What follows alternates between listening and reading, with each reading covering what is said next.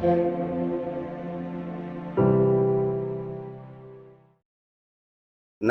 itu nggak pernah melihat Allah. Benar gak tuh Pak Ustadz? Baik Nabi Muhammad maupun Nabi Musa. Nah, Nabi Musa yang saya dengar juga bahwa pada saat ada api itu kalau nggak salah wahyu pertama kali ya Pak Ustadz.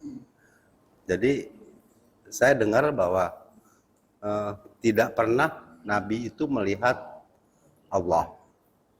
Itu pertama. Benar apa enggak? Baik.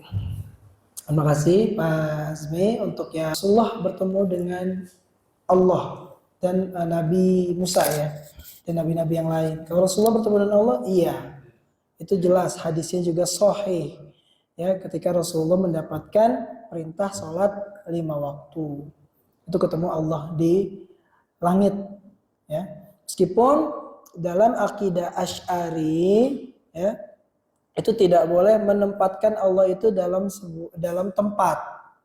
Jadi Allah itu tidak terbatas dengan tempat, tidak terbatas dengan waktu. Itu akidah Asy'ari. Pada saat wukuf di Arafah itu bagi orang yang benar-benar haji mabrur gitu ya, atau beriman banget atau dapat hidayah, saya nggak ngerti lah ya. Itu Allah katanya mengatakan bahwa lihatlah umatku sedang berwukuf. Dan bagi orang-orang beriman, dan Allah menurunkan seluruh malaikat untuk menyaksikan umat Rasulullah. Nah, bagi orang-orang tertentu bisa melihat tuh malaikat itu di atas langit. Benar apa enggak, Ustaz? Melihat malaikat ya di Arafah ketika wukuf, ada beberapa orang yang bisa melihat begitu, atau ya Allah alam ya Azmi untuk karomah-karomah seperti itu. Tapi yang jelas malaikat itu sering turun. Ketika di sepertiga malam malaikat juga turun. Malaikat kan tiap pagi, tiap hari kan ganti shift ya. Malaikat pagi dan malaikat malam itu selalu ganti shift tuh. Itu kan turun mereka. Wallahu alam itu ganti shiftnya satu kelompok atau bagaimana, wallahu alam gitu. Kalau mau menyaksikan malaikat mungkin bisa di waktu-waktu itu. Gantian malaikat ketika ganti shift, malaikat pagi dan malaikat malam.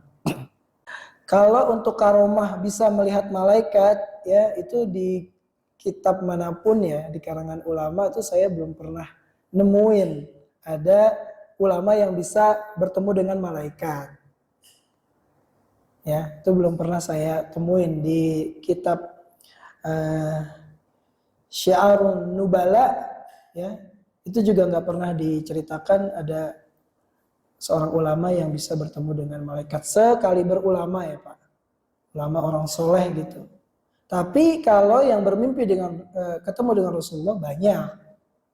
Tapi kalau malaikat saya masih belum bisa meyakini orang seperti kita bisa ketemu dengan malaikat. Karena kalau malaikat ini berbentuk manusia ya, Allah alam, kan tadi dikatakan di tafsir An-Nazi'at, ketika malaikat berubah bentuk atau wujudnya jadi manusia, nggak ada yang bisa sadar kalau itu ternyata malaikat.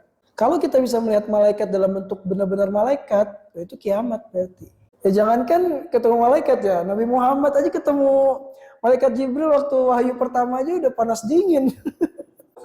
Tidak mungkin dia. Ya tidak mungkin. Kita nggak sadar sama sekali. Sebersit pun tidak ada. Beda dengan jin yang menyerupai manusia ya. Itu kita tahu. Bisa, jin kan bisa berubah bentuk ya jadi manusia. Itu kita bisa sadar, tapi kalau malaikat sama sekali enggak. Gimana kita bisa sadar? Para sahabat aja ketika malaikat datang kepada Rasulullah, sahabat bingung siapa?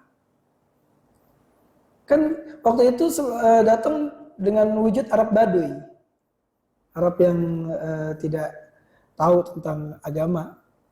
Waktu itu datang kepada Rasulullah nanya segala macam. Ya para sahabat pada nggak ngeh. Ketika pergi baru Rasulullah kasih tahu, oh, malaikat tadi. Jadi nggak ada sebenarnya Pak, basirah tidak ada. Allahu alam. untuk manusia bisa melihat malaikat ya.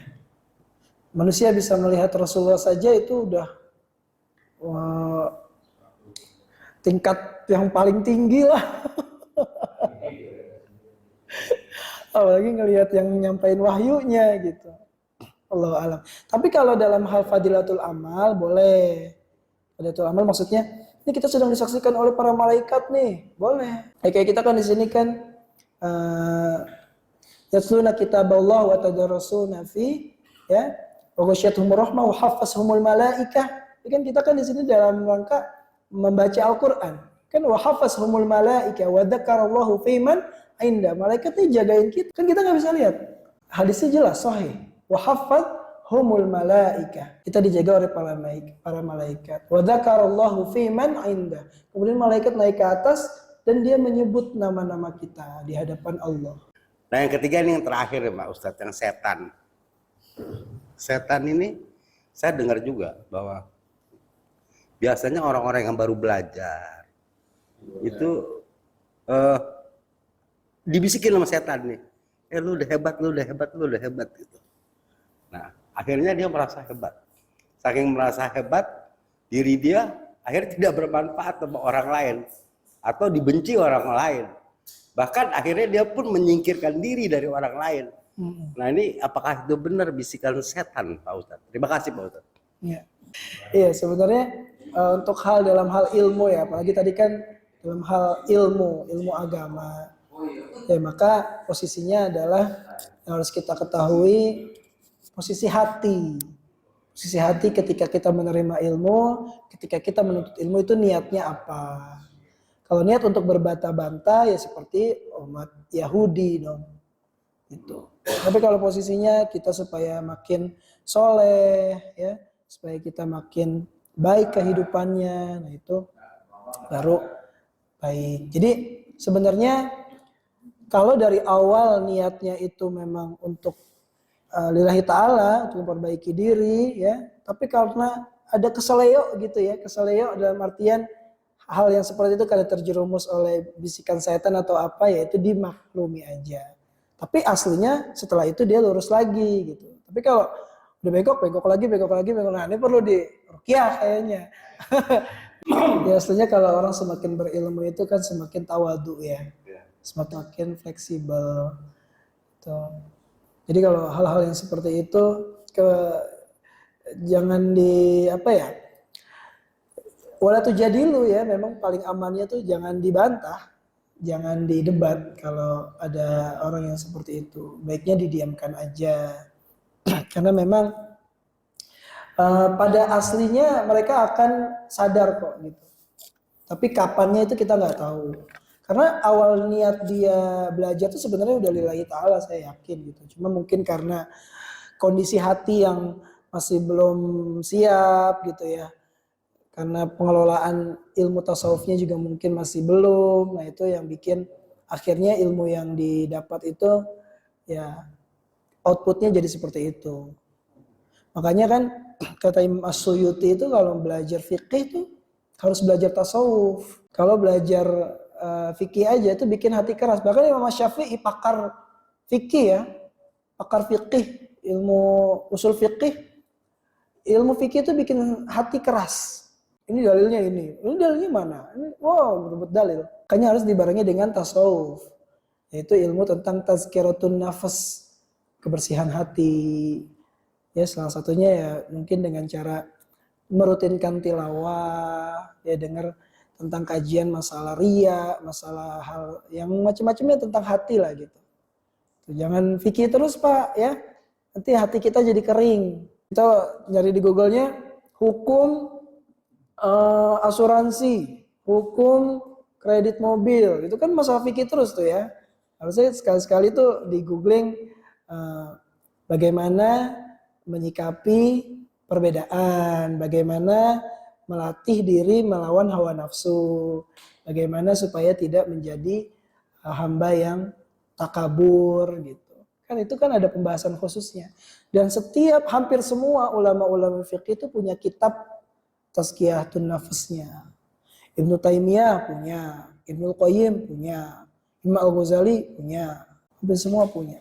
Karena emang itu penting, Pak. Tapi juga jangan berlebihan, ya.